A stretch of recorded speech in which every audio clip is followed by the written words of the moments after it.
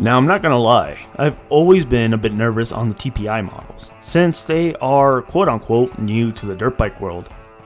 Now I have launched a rental business and reliability has been my main concern. Now, not to get you guys confused, this TPI model is only based off the 2019 models. I would imagine the 2020s and on might be a lot more reliable and possibly fix some of its kinks, if really they had any at all. And that is the thing right there. The so-called kinks on my TE250i were not really a big deal. In all honesty, just a $50 fix. There are some other small problems with the TPIs, but these can be addressed with a little bit of cash. Well, I'm running close to 400 hours. That's right, 400 hours. And many of my subscribers know this was my very first dirt bike. I started on this machine as a new rider, so the beginning stages were not very harsh, except the amount of drops I've had. I dropped this bike a lot, and to be honest, I still do. Sometimes hard drops, sometimes just really tiny layovers. Now, kid you not, it's almost 400 hours, and reliability issues? Zero.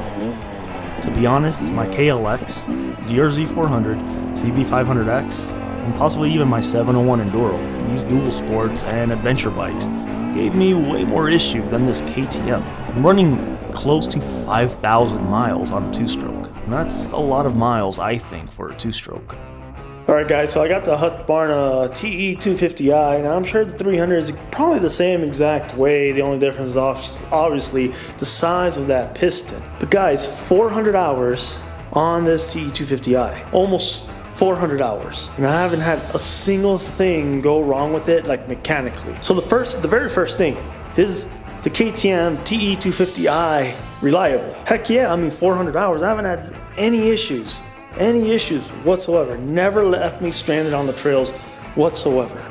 And I tell you right now, I do not treat this bike well whatsoever. I really neglect a lot of things. To be honest, I throw the cheapest Rotella oil in the transmission, and I really don't care.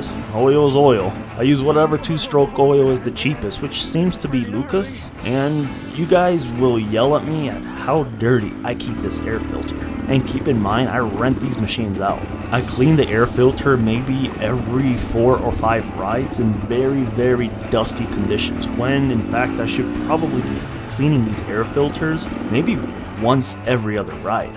And the main thing here is, no, I'm not skilled. I'm not very good at popping wheelies or riding this machine like very aggressive. I always put around and I get tired really fast, so I start getting really lazy and I start driving and riding really slow. But the thing is, I do boil over my machine pretty often. I ride in the high range quite a bit, not because I'm a good rider.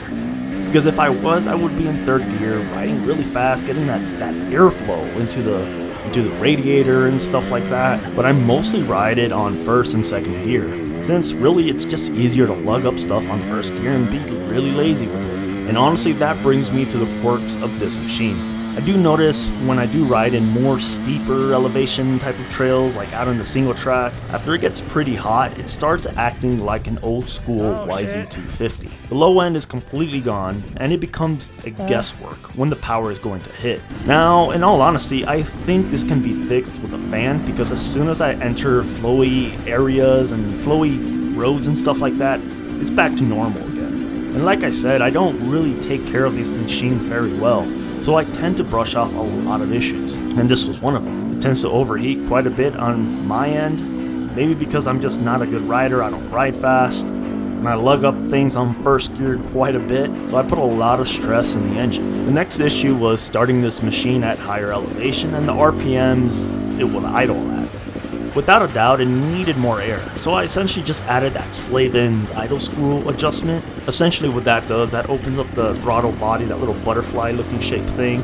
It opens it up just a little bit to allow more air, and it definitely made the idle and the starting a lot better, a lot smoother, a lot quicker. And then we are in Colorado after all. We ride up in 10,000, 11, even 12,000 feet in elevation. Now the other issue was that weird power delivery when entering the high range when I first got the TPI bike.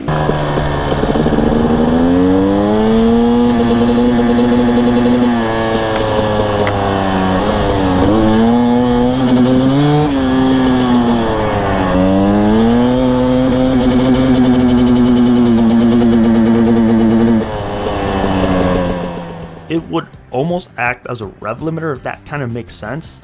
And when entering the high range, it would kind of like start pinging, almost like it was gasping for air. I took it back to the dealership, and this was essentially fixed for $50 since KTM released a new map. Very simple fix. So what about the other quirks of this machine?